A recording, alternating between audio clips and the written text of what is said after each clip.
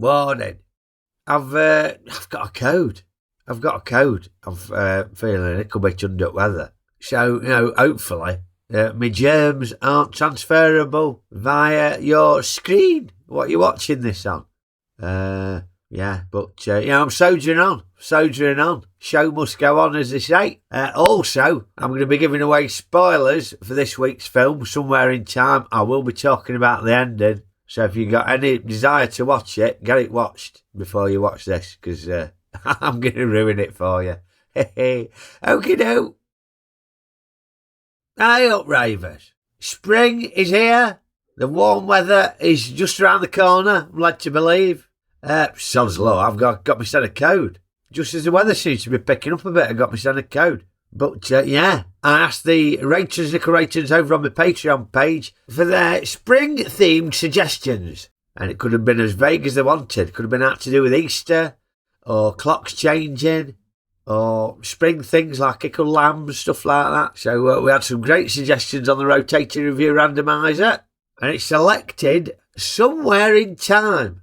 Presumably the clock-themed suggestion. That was clocks changing. Now, Mooch TV has selected this one quite a few times. Never come up for him. He didn't select it this time. Julie and Benny selected it. And it came up for them. So, Mooch has got lucky and all. So, here we go. Christopher Reeve, Jane Seymour, Somewhere in Time.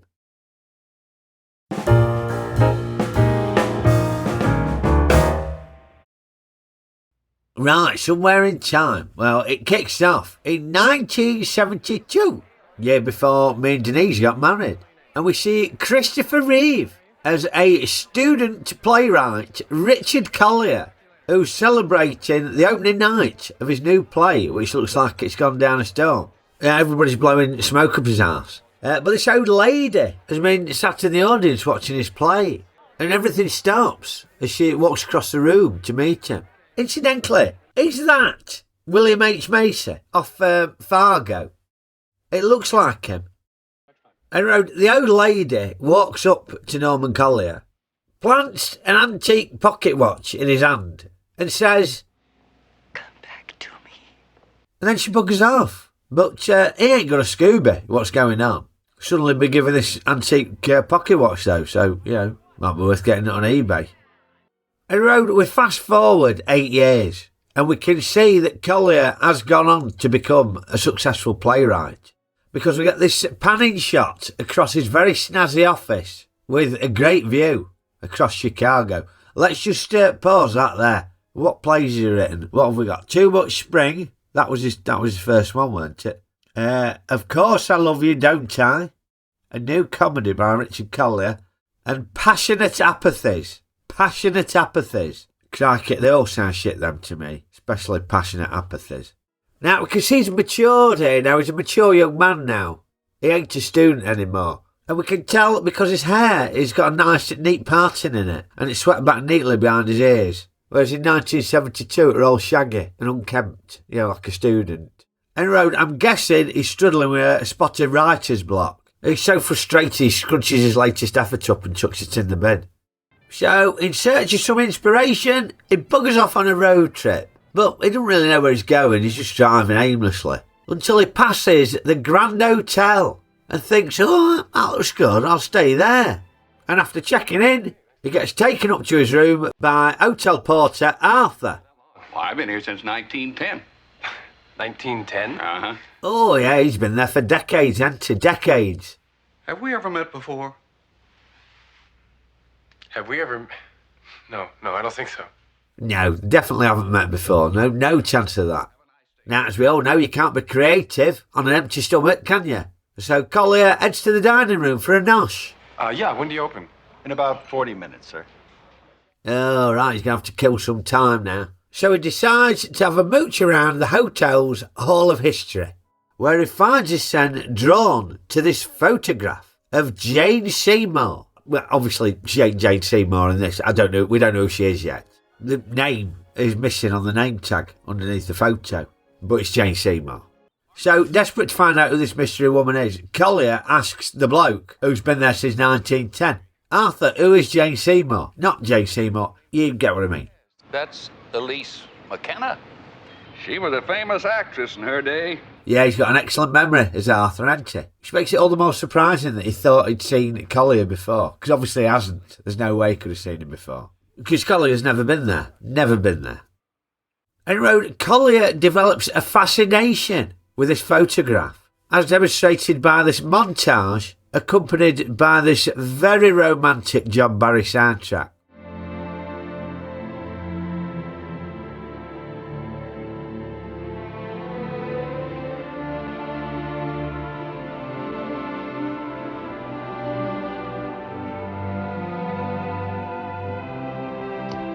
He does romantic very well, doesn't he, John Barry? He's done many a sweeping romantic soundtrack. I'm thinking Out of Africa, some of the Bond ones. Yeah, very good at romantic soundtracks, John Barry. But I weren't fooled by the romantic music, because Collier is developing an unhealthy obsession with his photograph. Look at him there, look how sweaty he is. He's obsessed. This ain't normal.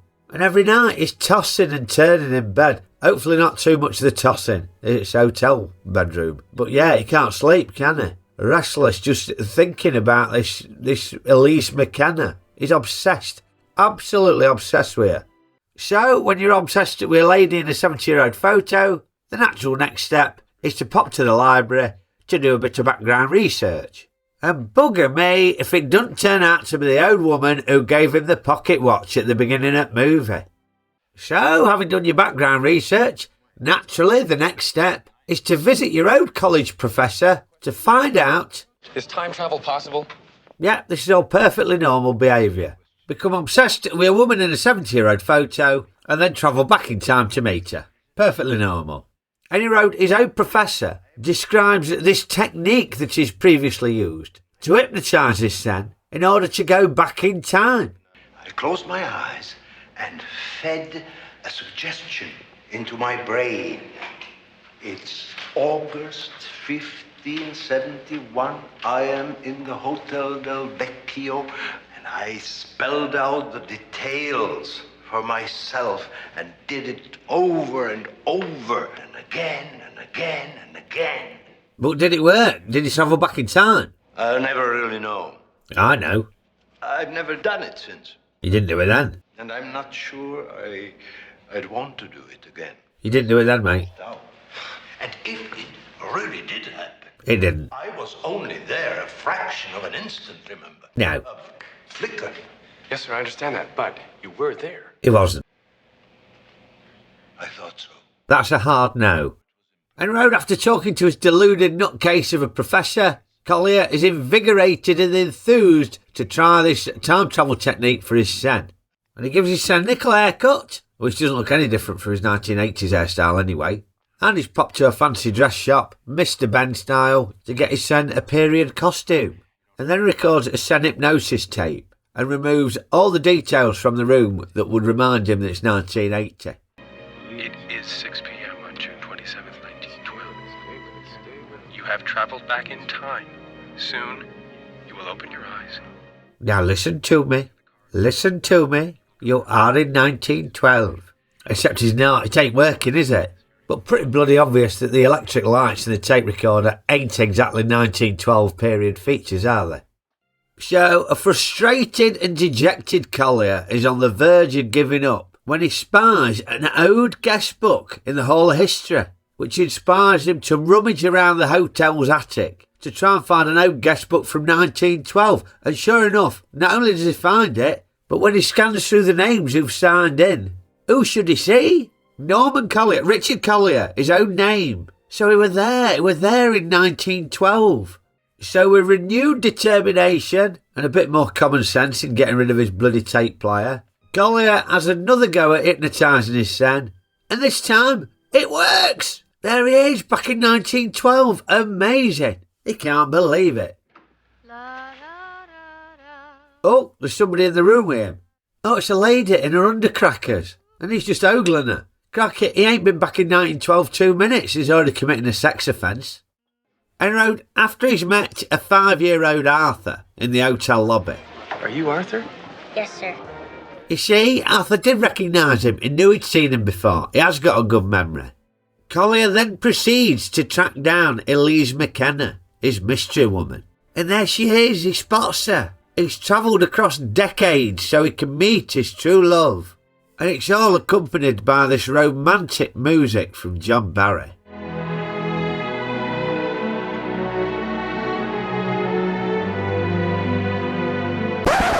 Now, don't be fooled by the romantic music, because basically he's just stalking this woman. He's a time-travelling stalker, a time stalker.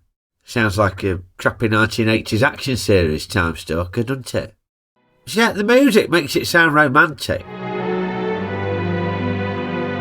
But if you replace the music with Time Stalker music,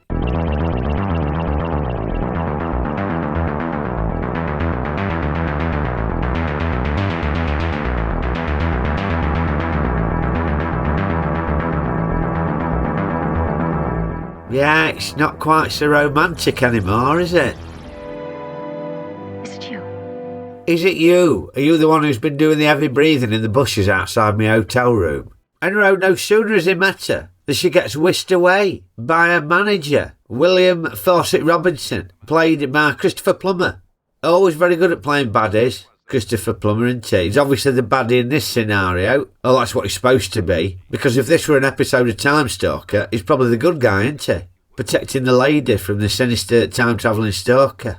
Look at him just lurking behind him. It's embarrassing. Have some respect, fella. En road, with a spot of persistently clingy, lurky behaviour, he manages to get some one-to-one time with McKenna. But every time he does, Christopher Plummer ruins it. The man's an intruder. You kindly see to it that he is escorted from the premises. Quite right, too. What is the matter with him? He thinks you're stalking weirdo, mate.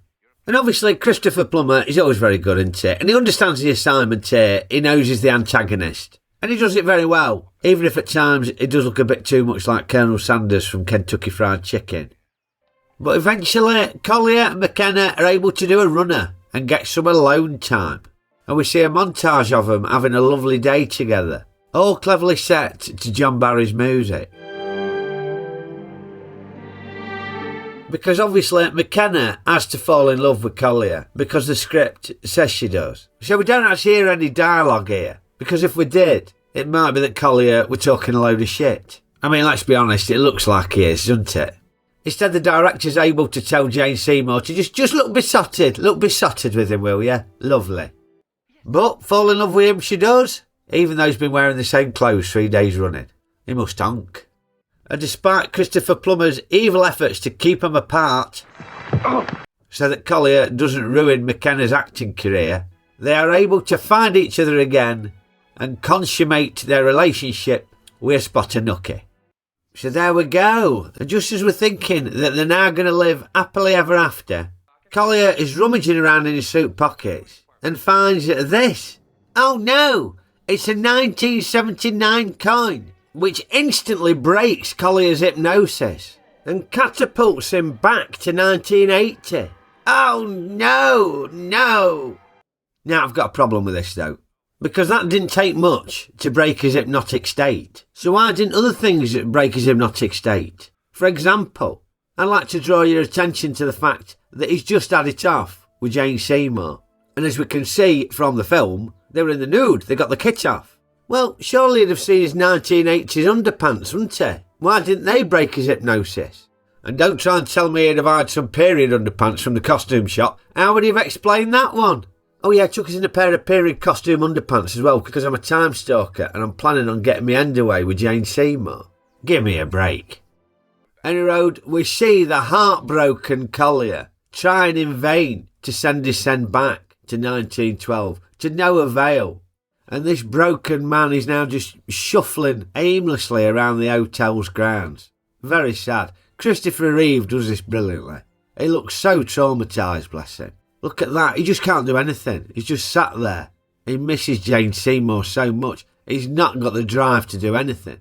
Except get all the stuff out of the closet and put the telly back in the room. He's obviously had the energy to do that. You know, even at his lowest ebb, you still find time to watch the two Ronnies, wouldn't you? But after being unresponsive for a week, Arthur and his colleague finally break the door down and find him in this catatonic state. Oh my God. Yeah, he must absolutely stink. He must have defecated. So they get a doctor to try and snap him out of it, bring him round. But it's not working. He's dying of a broken heart. And Collier has an out-of-body experience as he floats off towards the light. But who does he find? His true love McKenna is waiting for him. Now, I suppose whether you think this is a happy ending or not depends on whether or not you believe in the afterlife. Because if you do, then it's happy ending, as Collier and McKenna have finally found each other again and live happily ever after in the hereafter.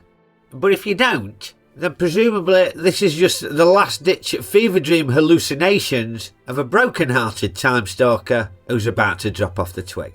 So, yeah, take your pick. Okie-doo, on to Ray's ratings. Well, I've got to say, these sorts of films, not my cup of tea. Not a fan of romantic films, really, sentimental stuff, nah. Although, I were intrigued a little bit by the premise of this chap going back in time, so I'm quite intrigued by that, but I weren't expecting out more than a 2-star film. Now, if you like romantic films, I suspect there's probably quite a lot folk would like about this. Christopher Reeve is great in this, I think. He must have known the premise of this is daft, but he properly chucks his son into it, and he's great. Very likeable, despite being a time stalker. Jane Seymour, Christopher Plummer, always good value and all. So yeah, not my cup of tea, but actually for what it were alright, and I thoroughly enjoyed reviewing it. So I'm rating Somewhere in Time a 2.5 star, 2-star film, but I can see why if you like romantic stuff, you'd probably rate it much higher.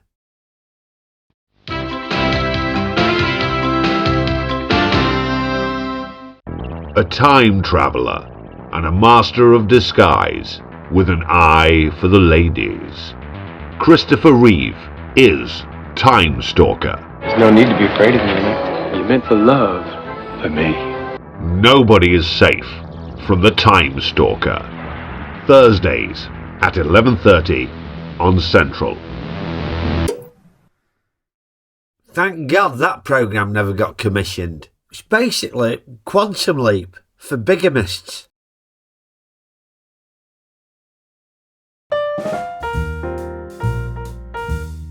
Well, I hope you enjoyed my review of Somewhere in Time, ravers. And if you did, poke the unlike button for me. Give it a good old poke. Maybe you could poke it with a cane, like Christopher Plummer had when he was dressed as Colonel Sanders. And remember to share, rate reviews with your mates, and subscribe to the channel if you ain't already a subscriber. Much appreciated. And thank you as always for them cracking comments that you lot keep popping on. Love reading them. Apologies if I don't get around to responding to them all, but thank you very much as always. And this week's review was selected by the Ratons, Nickel Ratons, over on my Patreon page. So if you wanted to submit your suggestions for reviews, come over there and join us. Become a Ratron or a Nickel Ratron. And as well as being able to submit your suggestions, you get early access, bypassing the sodding copyright bots. We have monthly podcasts, regular brain teaser challenges, all sorts of stuff. So hop over to my Patreon, I'll see you there. And copyright bots permitting, I'll be back with another review for you very soon. So I will see you next time. Okie-doo. Oh, crikey. Oh, okie-doo. Yeah.